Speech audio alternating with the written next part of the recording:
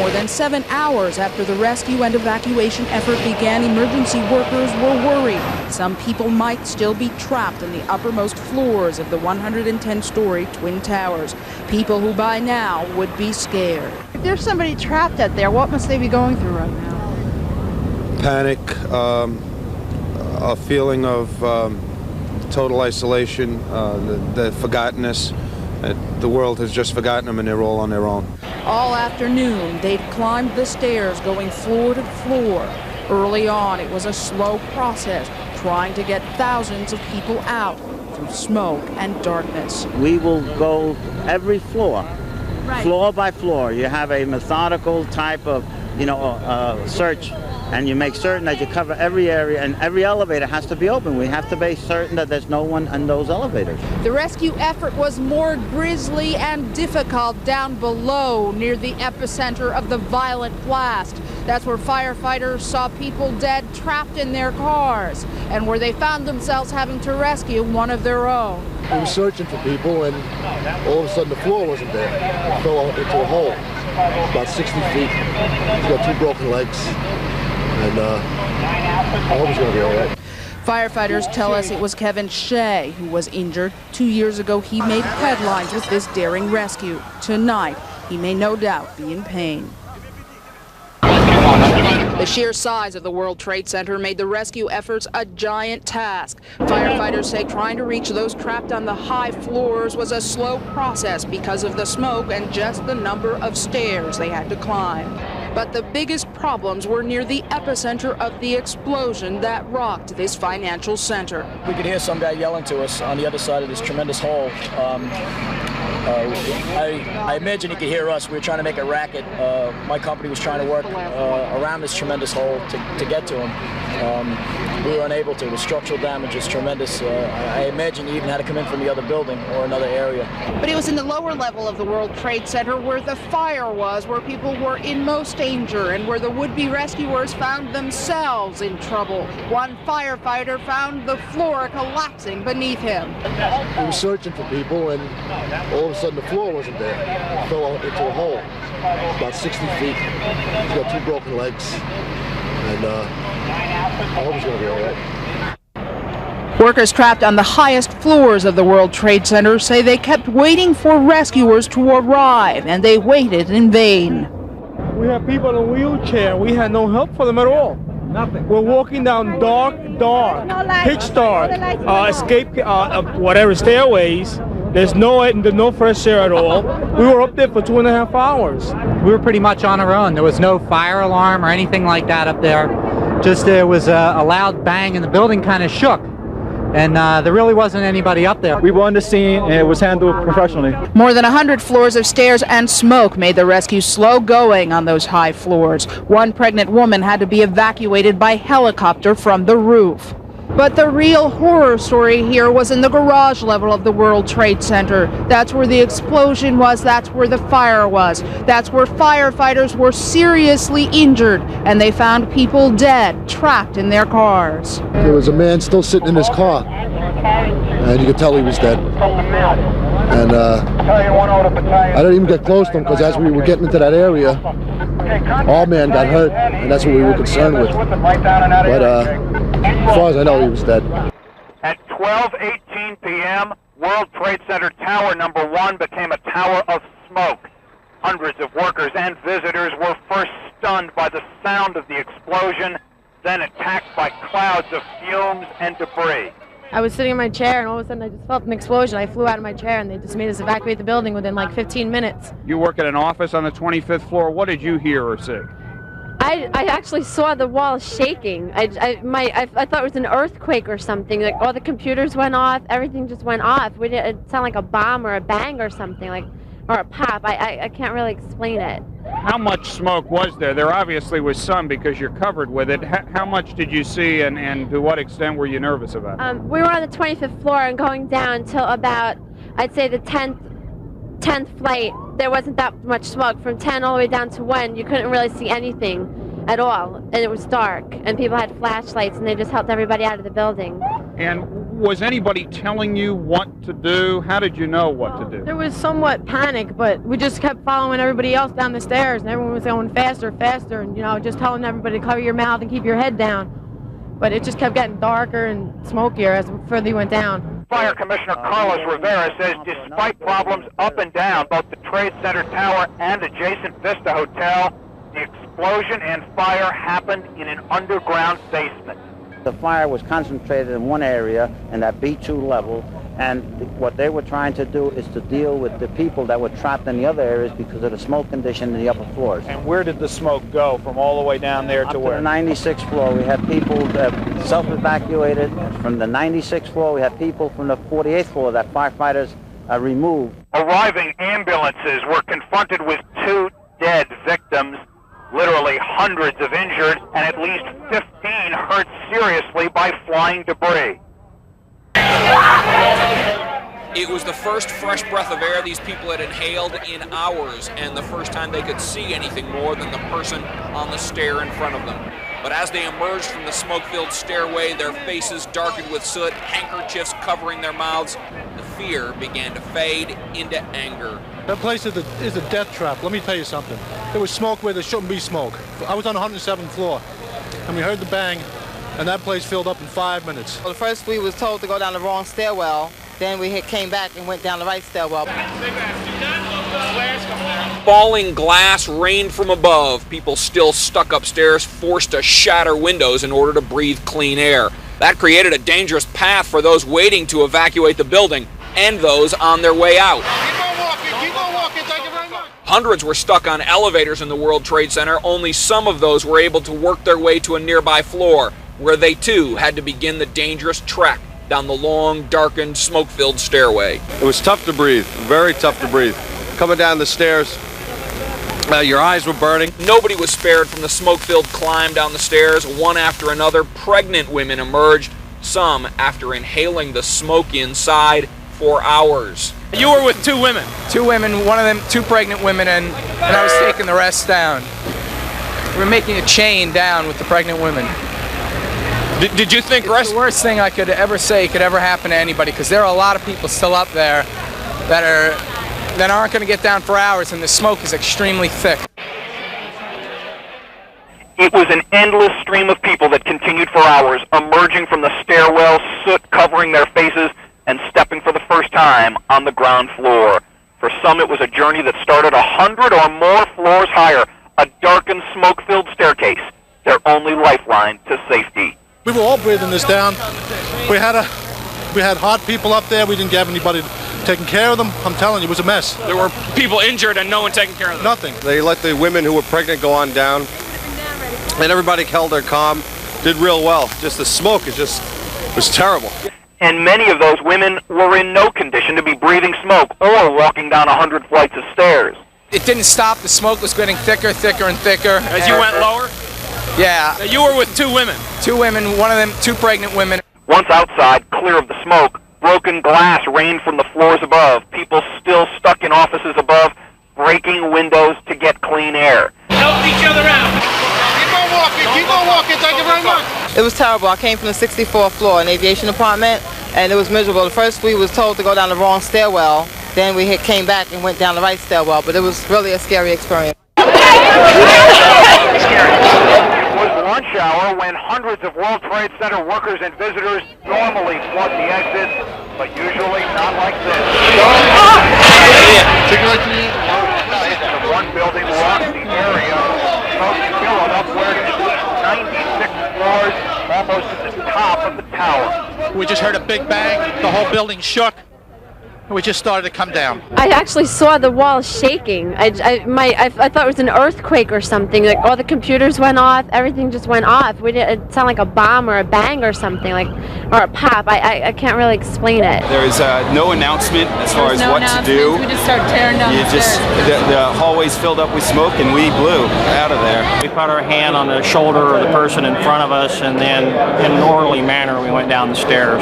Everyone did extremely well. Of course, I was in the Dean Witter group, but no one panicked. There was no screaming when the lights went out.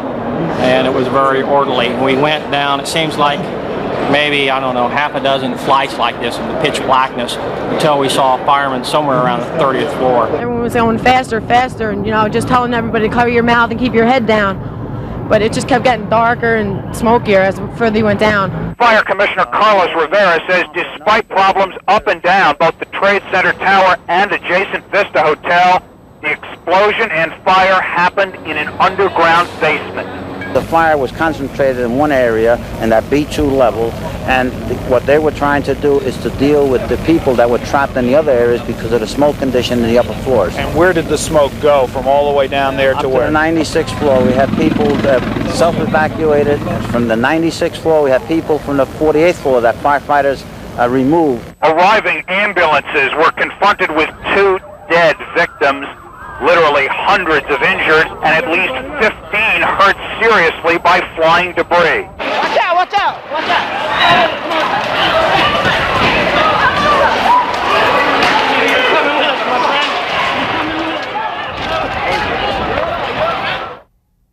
A school bus full of kids has never been such a welcome sight as it was tonight at PS 95. And when the doors were open, it was pandemonium of joy. Come on, sweetheart. Come on.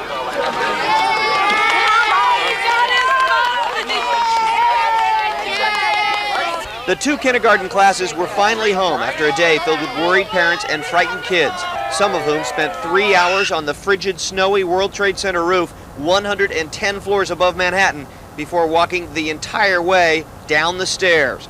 But the other class was trapped in a dark and smoky elevator, unable to let anybody know where they were. It was terrible. We got on it and we got like to about the 70th floor, got stuck, and then it was pitch black. And we was in the dark like for 5 hours. Just you and the kids in the elevator? All the kids. We had 17 kids and 5 adults. Did the smoke get into the elevator? Yeah, we have all the kids with all the smoke all around their nose. We have it in their throats, Did you know what had happened? No. We still don't really know what happened. The kids sang and prayed for 5 hours while the teacher and chaperones became more and more worried that no one would rescue them. Finally, firefighters found them stuck near the 35th floor.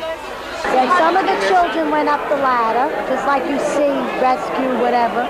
And then we were sent down slowly to the first floor, and the children were counting, and they saw we were happy. I was a little scared. What did you do all that time? You were there for 5 hours. You cried. You cried? I cried. Parents who did not know where their kids were until 7 o'clock tonight also cried a bit, and all those 5-year-olds finally made it home. The only thing I was thinking about was my child. That's all. What did you think when you saw her coming off the bus? I was happy that she was all right.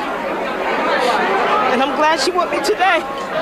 First I hear they're outside waiting for the bus can't get to them. Then I hear that it's not confirmed they're out of the building, that they're in the building. Now I hear they're being escorted down the stairs. All afternoon, parents sorted through the misinformation and waited not so patiently inside the lunchroom. No one had a clue what had happened to the kids until the bus pulled up and we all heard their amazing story. The elevator broke down, so we had to stay there for about 6 hours. When you were in it? Yeah. What did you do in there for 6 hours? We panicked.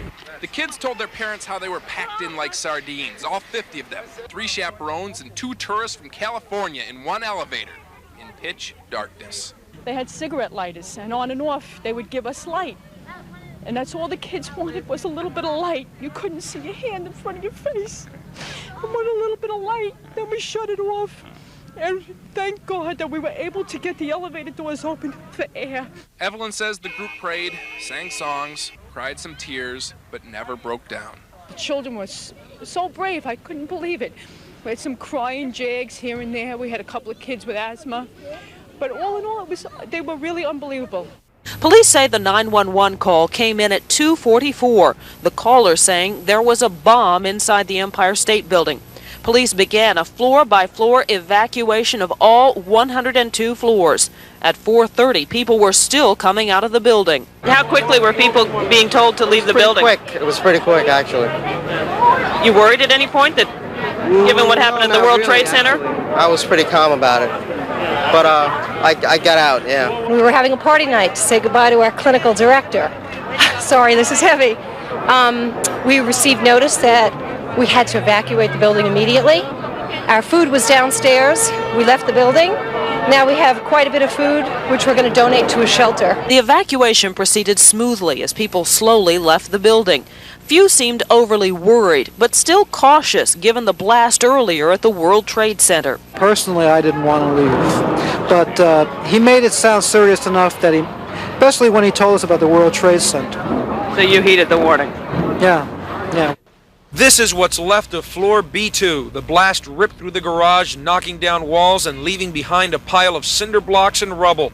In most areas, it still looks like a dark, steamy dungeon full of smoke. There is no power in the sub-basement as firefighters clean up the area. You can see large holes in what used to be 24-inch concrete slabs. Even at this late hour, no one is sure if this area is safe. In case it is unstable, we don't want to have any injuries. Shortly after the explosion, emergency workers and Port Authority police rushed down into the PATH station. There were reports of people stuck in the trains, but in the confusion, no one knew what they would find. It's dark, it's wet, and there's a few people in there, and they're not sure how many. We got a couple out, but I don't know how many people are left in there. But they're afraid the ceiling's going to collapse again, so everybody's getting out. Officials say the explosion occurred just above the PATH concourse at 5 World Trade. The cinder block walls fell in, and that caused the ceiling above the PATH to collapse. It looked like a bomb exploded. The walls, full cinder blocks were all over the place around the walls. The escalator was literally covered. They were looking for people underneath the trapped debris, but thank God they must have got everybody out. I was blown across the room. Everything went black, and it felt like a tomb. Then the lights came on, safety lights, so we ran out just trying to find a way out. Since there was no power inside, Jersey City police brought in a generator truck and lights. Cables had to be strung inside. And even as rescue workers were working to find anyone who was injured, they were in danger. This firefighter was injured when the floor below him collapsed. This was supposed to be a pleasant side trip for honeymooners Paul and Melissa Beasley from Jacksonville, Florida. They were on the 107th floor sightseeing when the explosion rocked the building. The couple fled to the roof, where they were trapped for 3 hours. I was very scared. I mean, you hear people, just trying to get down, and, you hear buzzers everywhere, and it was just very scary in the dark. So, I'm just glad I'm alive. Melissa and Paul say that everyone was confused and no one seemed to know what to do. When we were standing on a roof with about 300 people, that's the biggest complaint was they had no way of, nobody knew anything. Nobody knew where to go, what to do, nothing. It wasn't until Paul got a flashlight to lead the group down the stairs that anyone really knew what to do at all. Tonight, they are safe after being treated for smoke inhalation, but they're not very happy with New York City. I hate it. I'll never come back. I'm sorry. I'm sorry. I really don't like it. I mean, I don't know. I just feel like no one knows what's going on here. No one knows where they're at and how to get anywhere, and I'm just really miserable. But maybe I've just had a bad experience. And as Melissa and Paul were trapped on the roof, firefighter Bill Chupa was battling his way through black smoke in the lobby of the building. He says that it was like walking into the twilight zone. It was like an apocalypse, I guess you could say. It was a very heavy, dense smoke situation. We knew there was an explosion of some kind, but we weren't sure where it was. But we did know that there was a hell of a lot of smoke. The lights came back on gradually through the night, as if the giant towers were waking slowly from their worst nightmare. As helicopters continued to ferry rescue workers to the top and victims back down, hundreds of firefighters went floor to floor. The search will continue until we feel certain that there are no other survivors or that there are no other people in the rubble that have trapped or killed. Earlier, as dozens of ambulances arrived to remove the injured, the Emergency Medical Services top boss said paramedics were confronted with literally hundreds of potential patients. It was a chaotic situation with a mixture of people that were on the streets with people who were being evacuated out of the building, so it was hard to assess who was injured, who wasn't, and get that sorted out early on. For those stuck way upstairs, sorting it out was secondary to getting out. We heard a loud bang and the building shook. And that, I mean, the 110-story building, and that shakes. That was scary. We could see there was emergency lighting in the stairway until we got near the 40th floor, and then the lights went out and it was pitch black and you couldn't see it all. And that was the second time when we thought, this is it. With Mayor Dinkins finishing a trip to Japan, the man in charge of rescue operations was First Deputy Mayor Norman Steisel. There's an enormous crater that's been formed. But the explosion was clearly a huge explosion. There's a lot of debris in the crater. It's building materials. It's cars caught on fire that were in the garage. There are mechanical systems, pipes from the steam system were blown up. For hours, fire department investigators have said privately that they have found evidence of an explosive device. But late tonight, police officials who are working with the FBI remain non-committal. In terms of what caused the explosion, we still don't know yet. It is possible, but we can't confirm that because we haven't been down there to see what the actual cause was. We do know that it was a tremendous explosion. Many just couldn't risk the walk down the stairs, and so it took a helicopter to ferry some of the pregnant and infirm from the top of the still smoke-filled World Trade Center to safety. Back on the ground, buses brought them to the medical attention they will need after spending most of the day and much of the night breathing in the smoke. Tell me what you guys been doing up there for the last several hours. Basically sitting around in the dark. Could you not get to a stairway? Actually, we could, but it was too dark to come down. It would have had no access to elevators, power went off, everything was smoky. Rescue workers brought in supplies and oxygen, all still being used to help the injured late into the evening. Firefighters spent the night in a furious door-to-door search throughout the buildings, looking for victims, and they found some, barely conscious, in a trapped elevator more than 40 floors up. We're opening up elevators. When we opened up the elevator 1A, there were 10 people laying on the floor. It was amazing. And they were all semi-conscious. The only noise we heard was one woman cry. And they were all in need. We threw our masks on them and called for oxygen. And the last report is a couple of people are still in serious condition. But it was amazing. Our husband and wife said goodbye to each other. Husband and wife team, it was incredible. When we opened the door up, they were all laying there. It was like it was an incredible sight. All the other elevators that we'd open up, the people came running out. The people in this elevator just kind of laid there. They didn't think they were going to come out. Earlier in the day, they streamed from the stairway by the hundreds, the joyful end of a 2-hour journey down the smoke-filled staircase, staggering, coughing, crying in a mix of fear, relief, and anger. That place is a death trap. Let me tell you something. There was smoke where there shouldn't be smoke. I was on the 107th floor, and we heard the bang, and that place filled up in 5 minutes. By nightfall, the emergency room entrance was quiet as downtown hospitals started to get back to normal after treating 184 of the World Trade Center victims. We've treated and released 119 of them, and probably half a dozen or so have been already admitted to the hospital and brought upstairs, and a number of others, probably as many as a dozen more, are very likely to be kept overnight for continued observation. One of the city's smaller hospitals, downtown is closest to the Trade Center, so many of the first victims were brought here as the afternoon wore on and the crisis mounted, most suffering smoke inhalation, all dazed by the experience. 2 Port Authority police were in the lower level of the building where the blast occurred and told a tale of smoke, shock, and confusion. I fell down onto the ground and I noticed next thing I know, a ceiling tile was falling on top of me. And I was like covered with some ceiling tile and construction debris. I just heard the bang. I got flipped up in the air and then everything came down on me. For the victims who work on the upper floors of the World Trade Center, the shock came slower in the form of creeping black smoke, but the fear was every bit as real. It was hard to see anything. It was just like all smoke and just you could barely see where you were going. Did you see any of your other colleagues? Were they hurt?